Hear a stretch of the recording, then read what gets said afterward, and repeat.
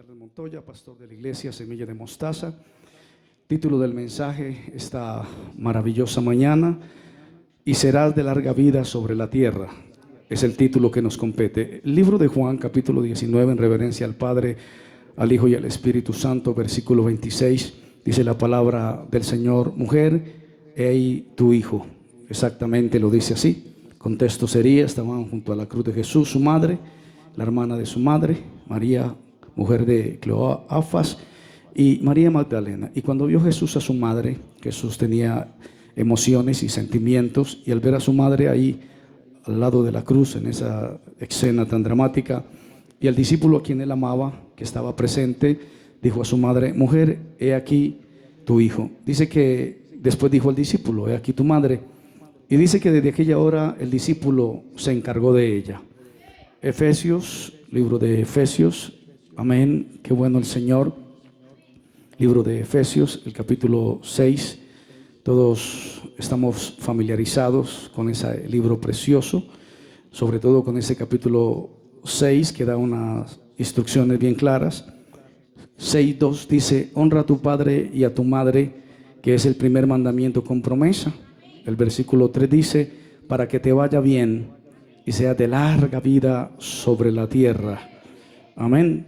Y también tenemos que evocarnos al libro de Deuteronomio, bendito el Señor, capítulo 5 del libro de Deuteronomio. Vamos a estar hablando, hermanos, esta maravillosa mañana desde una impresión interesante, historias que ya hemos escuchado, pero que queremos repasarlas nuevamente, frases incluso en hebreo que ya hemos estudiado. Deuteronomio capítulo 5, versículo 16 dice: honra a tu padre, honra a tu madre, como Jehová tu Dios te ha mandado, para que sean prolongados, habla de longevidad, tus días, y para que te vaya bien sobre la tierra que Jehová tu Dios te da. Es uno de los 10 mandamientos. Y luego pues tenemos que remitirnos inmediatamente al libro de Génesis, primer libro del Pentateuco, capítulo 37. Necesito su concentración, su atención en esta historia que hemos leído cientos de veces, pero que bajo la percepción de mi estudio, de mi consulta, hay un prisma diferente que quiero transmitir hoy a ustedes. Génesis capítulo 37, versículo 2 dice: esta es la historia de la familia de Jacob. El versículo 13 dice la palabra del Señor: y dijo Israel a José: tus hermanos apacientan las ovejas en Siquén. Tus hermanos apacientan las ovejas en Siquén. Voltee, por favor, o mejor, devuélvase unas centurias más, o mejor unos años más. Génesis capítulo 34, versículo 26. Dice la palabra: y Amor y a Siquén su hijo los mataron a filo de espada. El primer dato que quiero que anotemos es: ¿por qué los hermanos de José están en Siquén apacentando ovejas si tan solo un tiempo atrás Simón y Leví habían hecho una masacre en Siquén y esa generación que estaba por ahí los estaba buscando para exterminarlos como fueron exterminados? Amén. Así que son datos interesantes. Capítulo 37, versículo 13 nos da ese panorama. Tus hermanos apacientan las ovejas en Siquén. Te voy a enviar a ellos, le dijo Jacob, Israel, a José. Ve ahora, mira cómo están tus hermanos y cómo están las ovejas. Tráeme la respuesta. Y lo envió al valle de Hebrón y llegó a Siquén. Amén. Pero lo interesante de esto es que en el versículo 13 hay una frase que hemos estudiado mucho, Inani, que quiere decir: heme aquí. Y dijo Israel a José: tus hermanos apacientan las ovejas. Y él respondió: heme aquí. Ese heme aquí es muy interesante. Lo hemos visto en otras ocasiones. Hemos enseñado esa traducción de esa palabra Inani o Inani en hebreo. Así que algunos pensadores bíblicos se dan a la tarea de hacer preguntas serias referente a este patriarca. ¿Por qué envió José a sus hijos a Siquén, si eso fue después de que los hermanos de José, Leví y Simeón, mataron a los moradores de toda la ciudad de Siquén? Acabo de dar las citas. A sabiendas que los vecinos querían eliminar a la familia de Jacob. Sería un peligro ingresar a ese territorio. Es como que un israelita enviara desde la ciudad de Jerusalén a su hijo en este momento, tiempo presente, 2023, diciembre, a Gaza. Sería una locura. ¿Qué hace mi padre enviándome a mí a Gaza si estamos en guerra? Así que era un peligro ingresar a ese territorio. No tenía sentido para algunos exegetas, pensadores profundos de la palabra del Señor. Otro punto a considerar sería cómo Jacob envía a José a sus hermanos sabiendo que ellos lo odiaban. La respuesta, o mejor, en el versículo 4 del capítulo 37 dice: le aborrecían y no podían hablarle pacíficamente. Amén. Hay un detalle para todos, bueno, para mí, es que los hermanos de José eran sinceros. Los hermanos de José eran sinceros y no escondían ni camuflaban el odio que sentían por José. Ellos de frente le hablaban ofuscadamente, le demostraban al papá y a la madre, o mejor le demostraban a su padre, que José no estaba entre sus predilectos, que había una disputa con José, pero lo hacían abiertamente, en ellos había transparencia. Qué bueno que podamos, la iglesia de esta época, mostrar esa transparencia. Amén. Los hermanos de José no hablaban una cosa y sentían otra. Los hermanos de José hablaban una cosa y hacían esa misma cosa, demostrando el odio a su hermano José. Dice mi consulta: ¿por qué Jacob no envió ángeles? Dicen que Jacob tenía una extraña relación con los ángeles. ¿O por qué Jacob no envió esclavos a mirar el estado de sus hijos en Siquén, una ciudad o un lugar, un territorio peligroso? Ven, te enviaré a ellos.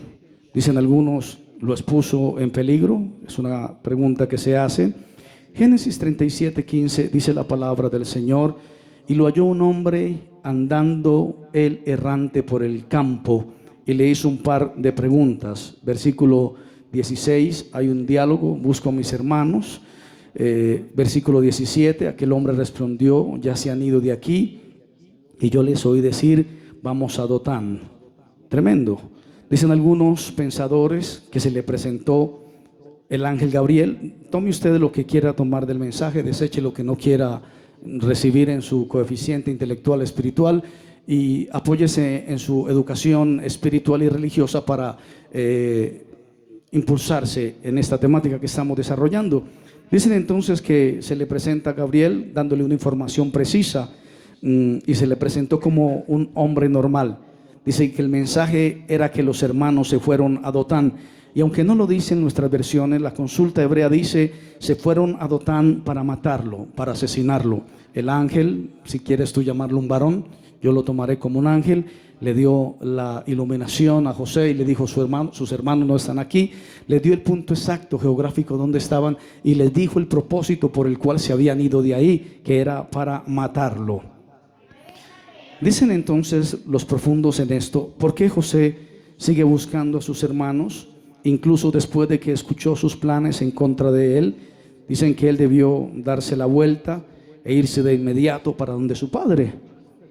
Cuando él escuchó que sus hermanos ya no estaban en esa tierra, que se habían ido a otro lugar, que estaban haciendo una conspiración en contra de él, ya tenía dos agravantes. Uno, que su padre lo había enviado a buscar a sus hermanos al campo, que lo odiaban. Y dos, ya había escuchado un ángel que lo iban a asesinar. Preguntas que surgen de una lectura profunda del capítulo.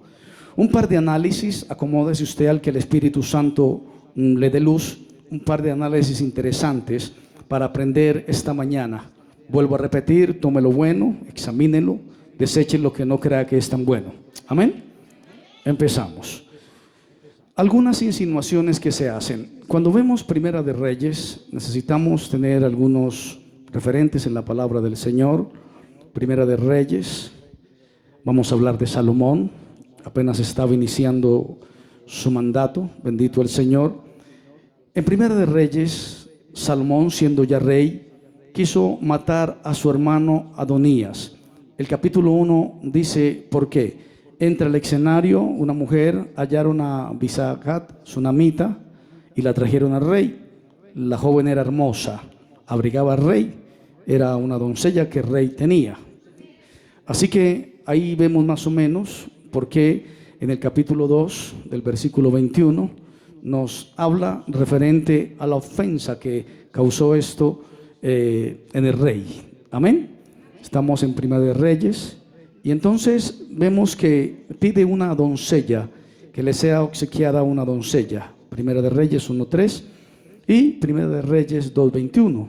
Dice que la madre de Salomón hizo todo el lobby que tenía que hacer, y en el versículo 21, ya después de que había hecho todo el lobby, ella había sido influenciada por el hermano de Salomón, y le dijo a Salomón: dese, lo voy a decir en mis palabras, a ver si lo entendemos literal, dese a la viuda del rey sunamita a tu hermano Adonías.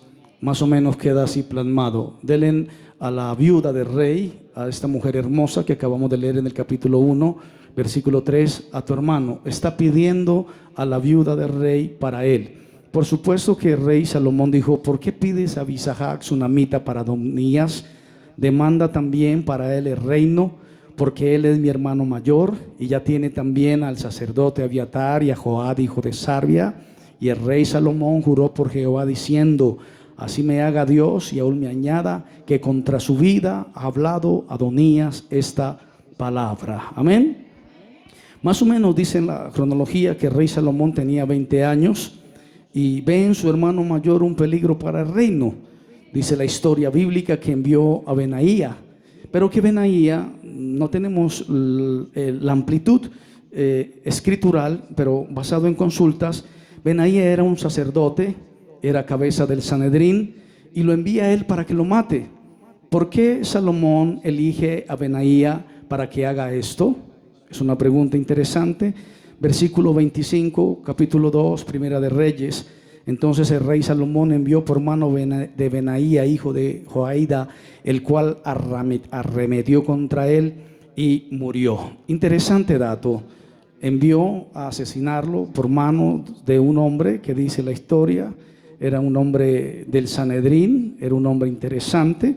Segunda de Samuel, el capítulo 23, bendito el nombre santo del Señor. Aquí está el Espíritu Santo con nosotros y claramente identifico que Dios quiere que observemos esta palabra y la apliquemos en nuestro corazón en este fin de año. Segunda de Samuel, capítulo 23, el versículo 20 dice las especificaciones del carácter de Benaía. Después Benaía, hijo de Joiada, hijo de un varón esforzado, grande en proezas de Calceel, mató a 2 leones de Moab, y él mismo descendió y mató a un león en medio de un foso cuando estaba nevando. También mató él a un egipcio, hombre de gran estatura, y tenía el egipcio una lanza en su mano, pero descendió contra él con un palo y arrebató al egipcio la lanza de la mano y lo mató con su propia lanza. Más o menos esto es, el 22 dice: esto hizo Benaía, hijo de Joiada, y ganó renombre con los 3 valientes. Dicen los expertos que cuando se ejecuta juicio no debe ser ejecutado ni con venganza ni con odio. Hasta aquí creo que vamos bien. Amén. ¿Cuántos dicen amén? Son historias que dice la Biblia que están trazadas para nuestra edificación. Cuando usted va a ejecutar juicio, no debe ser ejecutado ni con venganza ni con odio. Creo que no necesito explicar lo que acabo de decir de Salomón, no tengo que explicar. Bueno, creo que vamos en una buena dinámica. Necesito avanzar para desarrollar todo el bosquejo.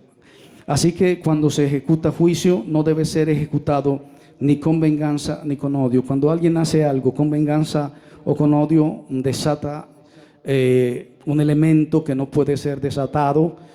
Sigamos. Pues si se hace de esta forma, esto causa que recarga, o mejor, que recalque o que caiga sobre el mundo espiritual algo que se llama merataín.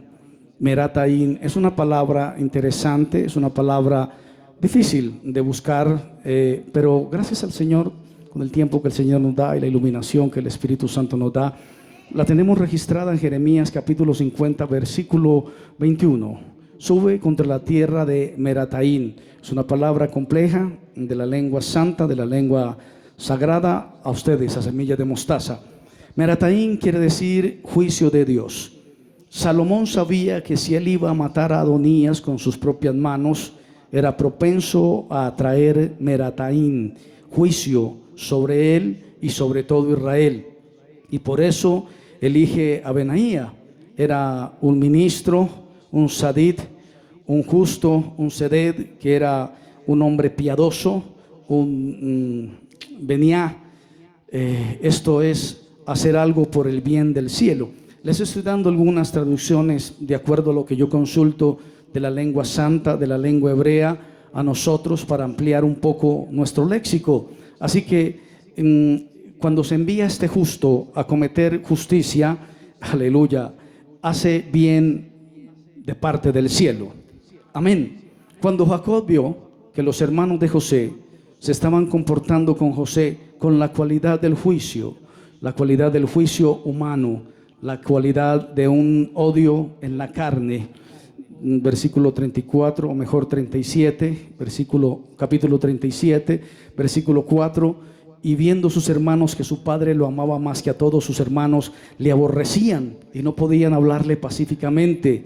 Dice que él temió que con esto fuera a causar en Dios el juicio de Dios, que si ellos o él permitía que sus hermanos y él no arreglaran esa situación, se iba a desatar esa palabra que acabamos de decir, y que Dios iba a depositar su ira sobre el mismo Jacob y su descendencia. Era un patriarca. Entonces, en el momento en que Dios o el juicio de Dios actúe, Jacob sería juzgado. Jacob sería juzgado. Si Jacob no sincroniza o no trata de sincronizar la discordia que había entre sus hermanos, entre José y el resto de sus hermanos, él iba a desatar el juicio de Dios sobre él. Por eso algunos expertos dicen que Jacob procuró enviar a José al campo para detener y romper ese castigo que él sabía que tenía de parte de Dios si no rectificaba correctamente esto en esa descendencia. Amén. Es un tema complejo y profundo. Amén. Jacob sería juzgado por algo que a mí me dejó perplejo. No lo había visto de esta forma. Comparto con la iglesia que estudia la palabra del Señor. La Biblia, amados hermanos, no oculta la realidad de nadie. La Biblia dice lo que tiene que decir y punto. Y está escrita con un propósito, pero no tapa el pecado de nadie. Lo que hace la persona es expuesto, así sea restaurado. Y a mí me dejó un tanto perplejo esto, y para reflexionar lo que dice Génesis capítulo 25, versículo 20.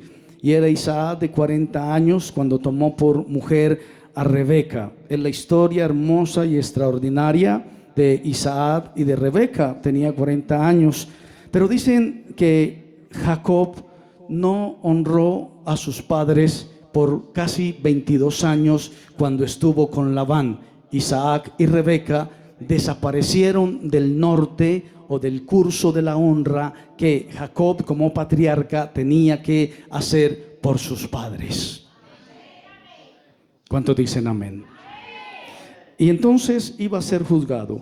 22 años que estuvo en la casa de Labán. Dicen que aunque fue un caso de fuerza mayor, todos saben lo que pasó, la venta, el intercambio entre Jacob y Esaú, la primogenitura. Hemos hablado de eso en clases pasadas.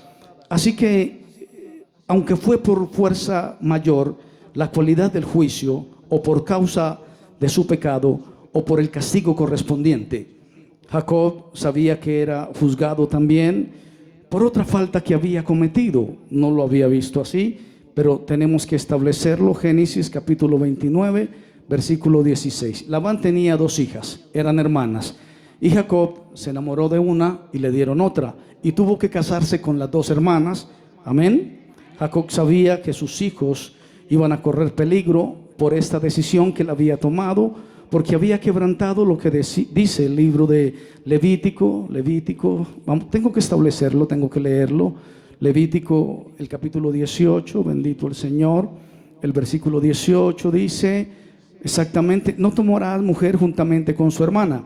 Así que tenemos dos problemas en los que estaba metido Jacob. Uno, no había honrado padre y madre. Dos, se había casado con dos hermanas. Había quebrantado dos preceptos. Y él sabía que esa discordia que había entre José y sus hermanos necesitaba ser corregida, necesitaba ser rectificada, porque si no, Jacob iba a entrar al juicio de Dios e iba a ser llamado a rendir cuentas, primero por no honrar padre y madre, y segundo por casarse con dos hermanas cuando estaba prohibido rotundamente en la palabra del Señor. Así que Jacob sabía que sus hijos corrían peligro. Jacob no honró a sus padres. Sus hijos no lo honrarían a él, podrían dañar a José sin considerar a Jacob, y esto haría que se derrame Merataín sobre ellos, o sea, el juicio de Dios.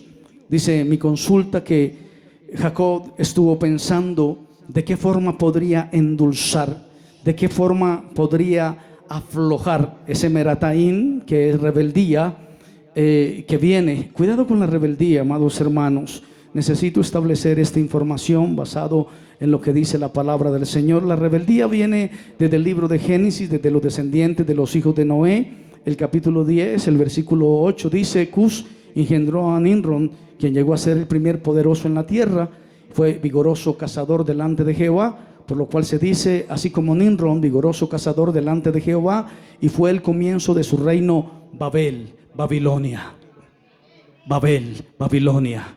No tengo que entrar a desglosar eso. Así que para que recayera sobre su familia algo de misericordia, Jacob envía a José a sus hermanos, a pesar de que él sabía que ellos lo odiaban. Todo lo hizo con el propósito de que José esté dispuesto incluso a entregar su alma.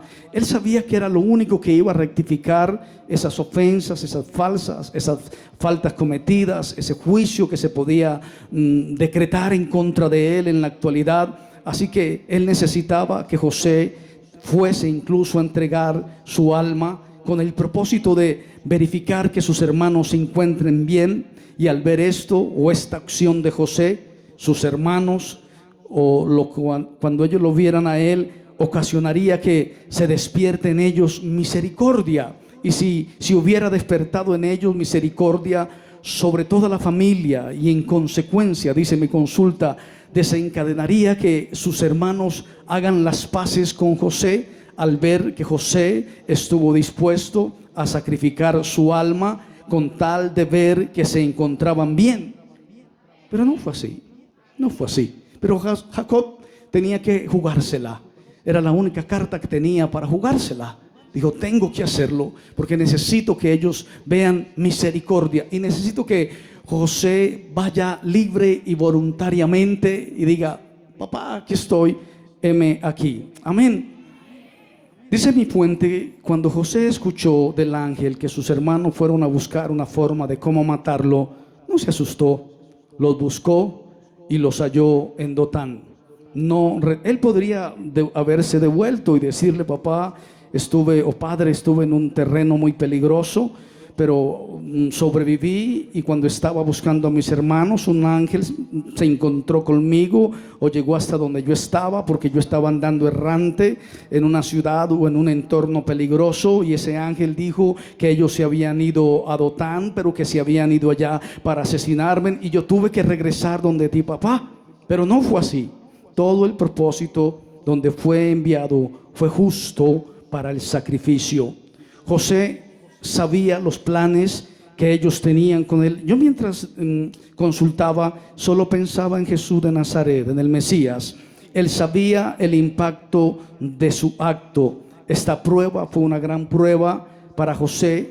Él sabía el odio de sus hermanos. Él sabía que sus hermanos le hablaban acaloradamente, que sentían sentimiento de asesinarlo, lo querían matar. Igual así, cuando su padre lo envió a esa misión peligrosa de ver cómo se encuentran con sus hermanos, José dice, heme aquí, aleluya, heme aquí, soy yo, Nineni, aquí estoy.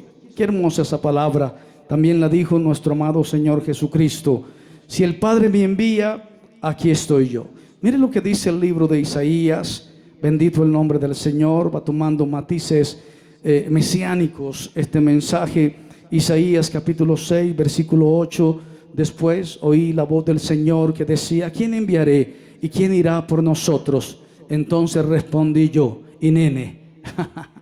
Aleluya, qué bueno, me gusta eso. Isaías 53:10 también me gusta. El Cordero Santo de Dios no consideró ser igual a Dios como cosa a que aferrarse, y con todo eso Jehová quiso quebrantarlo, sujetándole a padecimiento cuando haya puesto su vida en expiación por el pecado. Verá linaje, vivirá por largos días. La voluntad de Jehová será en su mano prosperada. Hineni, heme aquí. Aleluya, hermoso eso. Hebreos, un libro intenso. Hebreos capítulo 5, versículo 8, dice la palabra del Señor: y aunque era hijo, por lo que padeció, aprendió que la obediencia.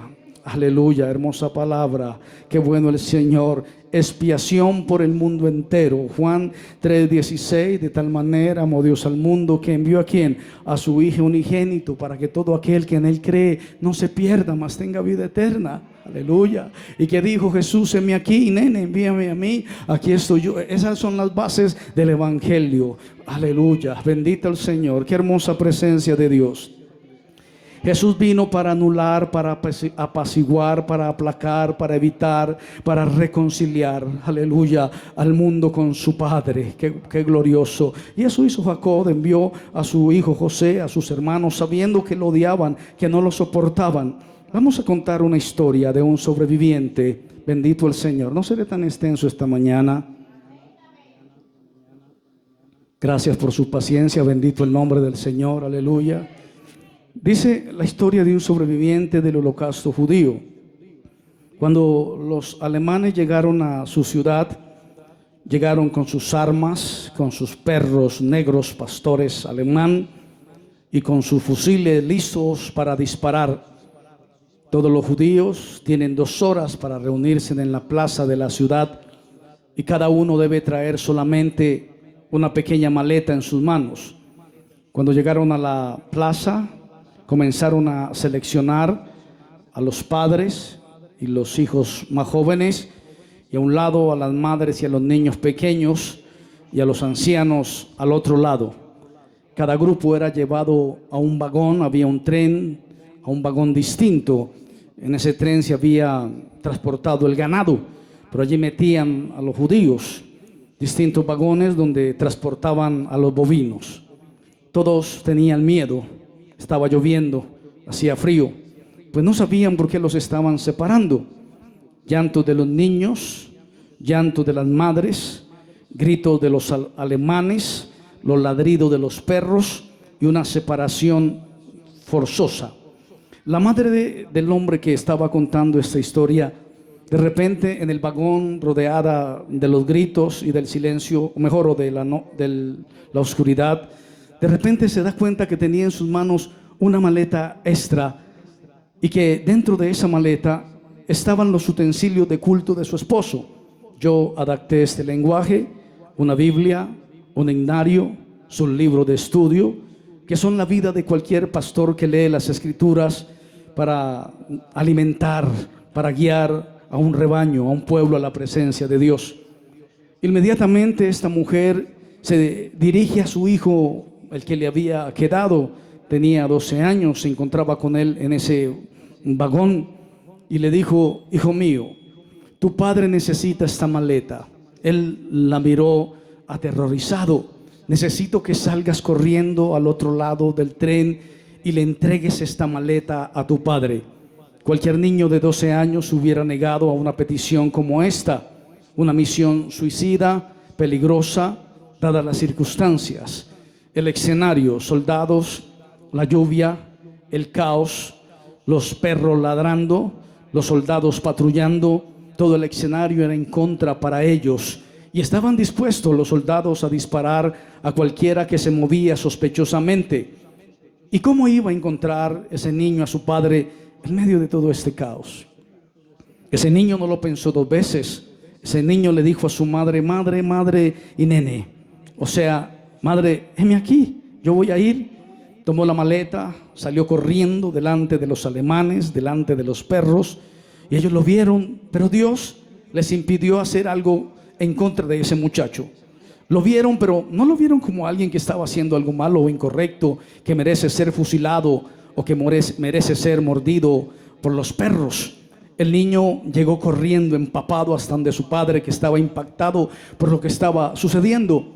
Le entregó la maleta. Sin embargo, cuando estaba dando la vuelta el muchacho para volver a donde estaba su madre, cerraron las puertas del vagón y se quedó encerrado junto a su padre. La otra parte de la historia dice que su madre y sus hermanos fueron llevados a la cámara de gas. Este niño honró a su madre, obedeció a su madre y se salvó, y pudo contar esta historia. Sobrevivió al holocausto. Bendito el nombre del Señor. Hay que honrar padre y madre. Y parece, amados hermanos, que solamente nos referimos a el padre o a la madre material, carnal. Pero sigamos. El muchacho obedeció a su madre para que se alarguen tus días. Miremos lo que dice el libro de Marcos. Marcos, tengo que hablarlo a la iglesia occidental, así lo dejó plasmado nuestro amado Señor Jesucristo. Capítulo 3, versículo 33 dice: ¿quién es mi madre? ¿Quiénes son mis hermanos? Lo dijo Cristo. ¿Dónde están mi madre y mis hermanos? Y sigue diciendo: he aquí mi madre y mis hermanos, todos los que estaban alrededor de él. Amén. Todo aquel que hace la voluntad de Dios, ese es mi hermano, esa es mi hermana y esa es mi madre. ¿Cuántos dicen amén? ¿Cuántos dicen aleluya? ¿Cuántos dicen gloria a Dios? Por ahí hay un versículo en las epístolas que dicen: hagan el bien mayormente a los de la familia de la fe. Porque si somos una familia, en esta época fin de año, la gente se vuelve más familiar, visitan más a los padres, compran más regalos, intercambian objetos. Pero ¿por qué la iglesia no se une más? Nos unimos como un solo cuerpo para glorificar a nuestro Padre Celestial. Aleluya. ¿Quién es mi madre y quiénes son mis hermanos? Sino los que hacen la voluntad de mi Padre. Aleluya. Bendito el nombre del Señor. Aunque mi padre y mi madre me dejaren, con todo Jehová me recogerá. A su nombre sea la gloria. Qué bueno. Dele un aplauso al Señor esta gloriosa mañana. Mi familia es la familia de la fe. Mis hermanos son los hermanos de la fe. A su nombre sea la gloria. Por eso siento armonía, comunión con la iglesia. Sentimos comunión los unos con los otros. Y cuando estamos en la comunión los unos con nosotros, disfrutamos de aquello que dice: donde hay 2 o 3 congregados en mi nombre, allí estoy yo revoloteando, revoloteando, revoloteando. Por ahí revolotea, revoloteando en medio de ellos. A su nombre sea la gloria. Bendito el Señor. La grandeza de José.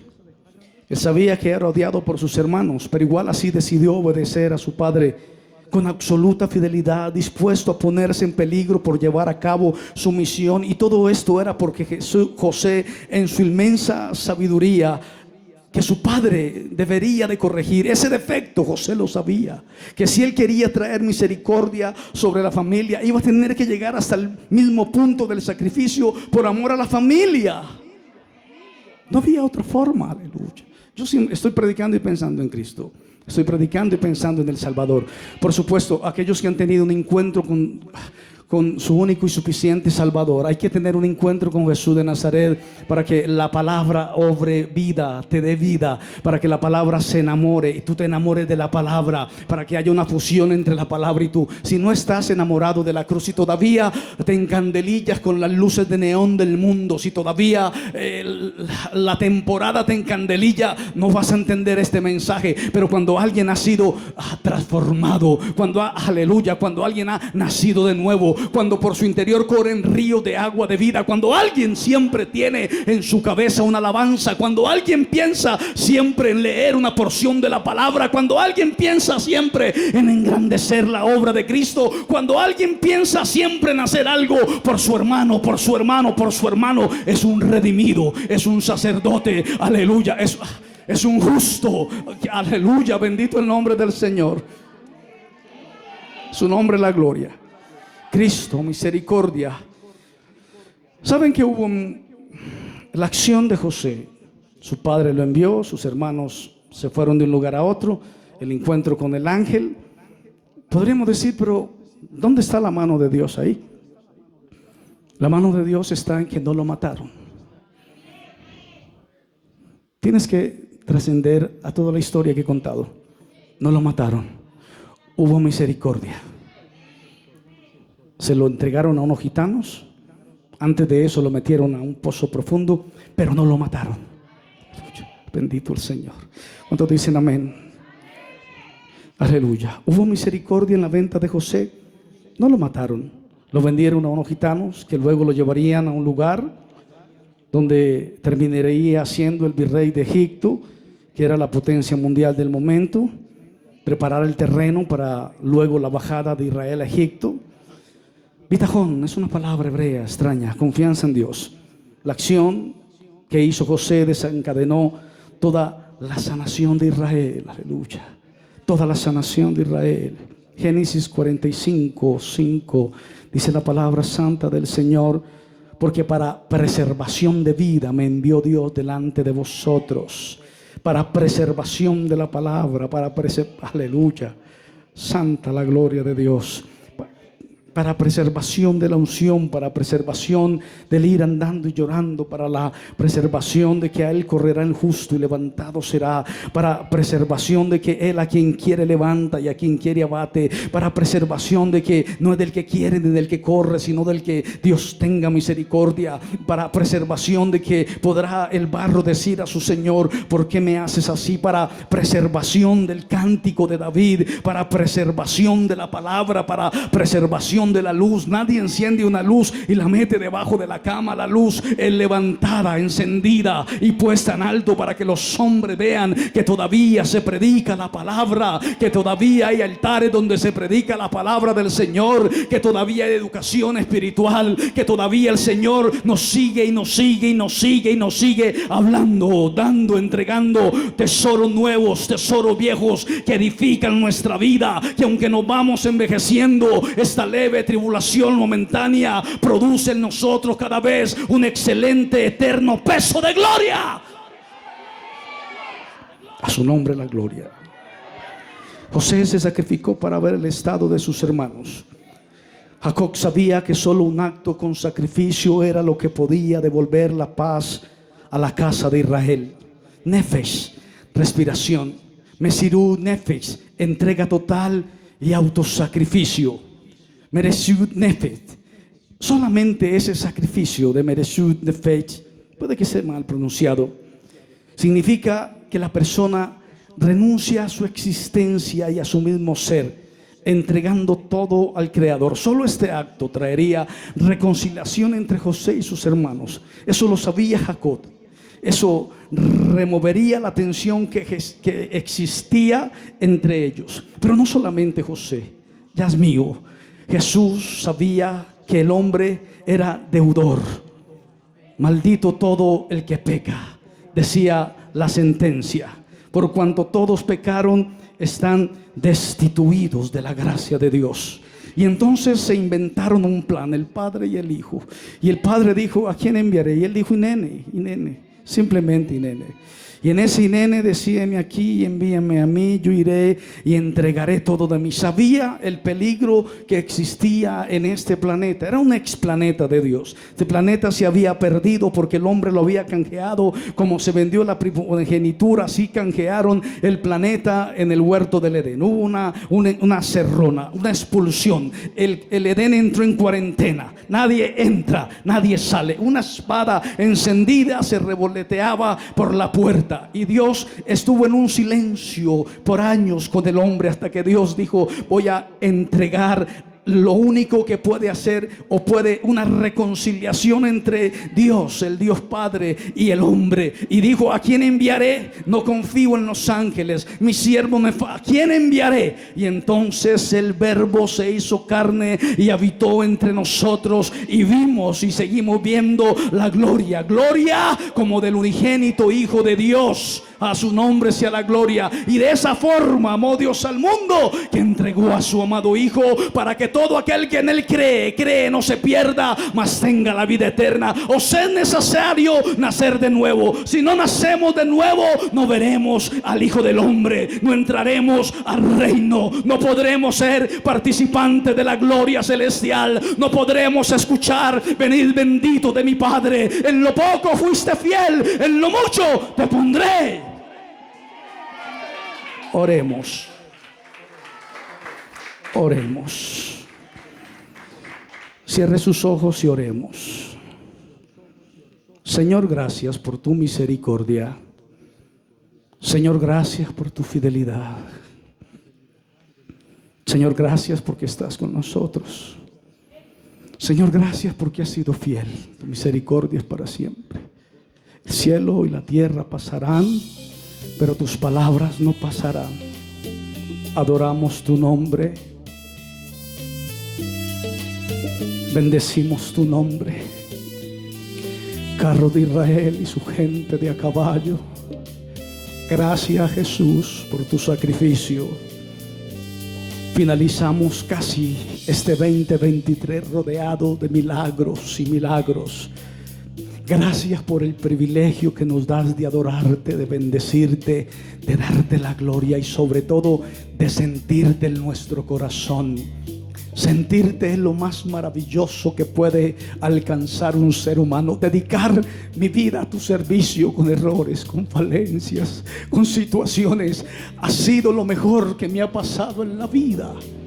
Señor, mira aquellos que necesitan reenamorarse, aquellos que están atravesando ese estado de tibieza, aquellos que no sienten armonía con sus hermanos y con sus hermanas. Restáuralos y trae almas a este lugar que bendigan ese nombre que es sobre todo nombre. Te adoramos, te bendecimos y te damos la gloria. Denle un aplauso al Señor.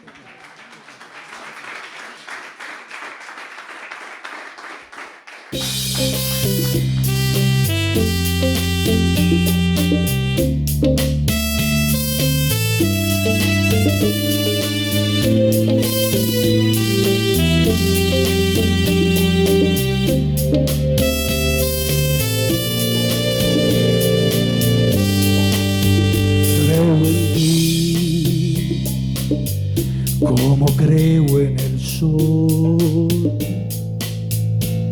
que me da su calor, creo en ti,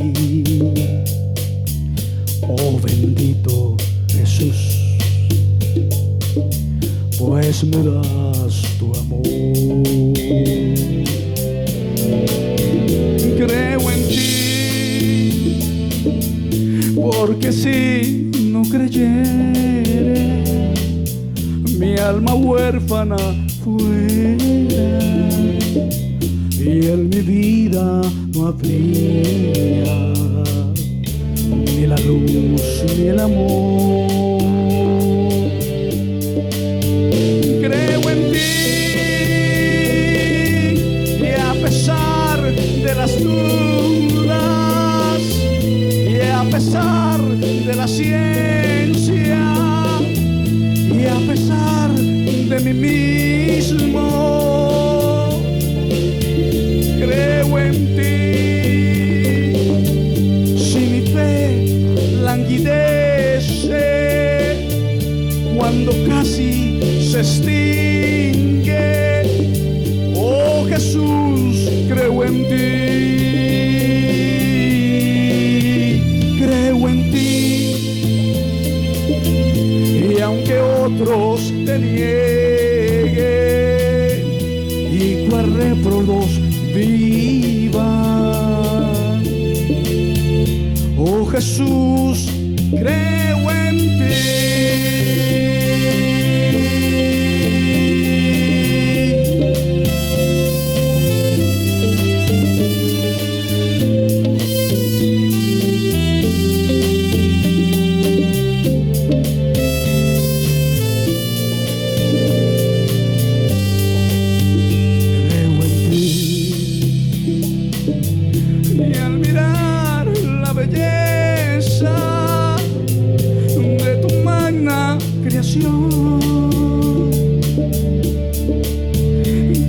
en ti cuando escucho el reír de tu gente feliz. Creo en ti si percibo las quejas de los míseros parias que hasta ti se acercan y en sus ansias de amor. Creo en ti,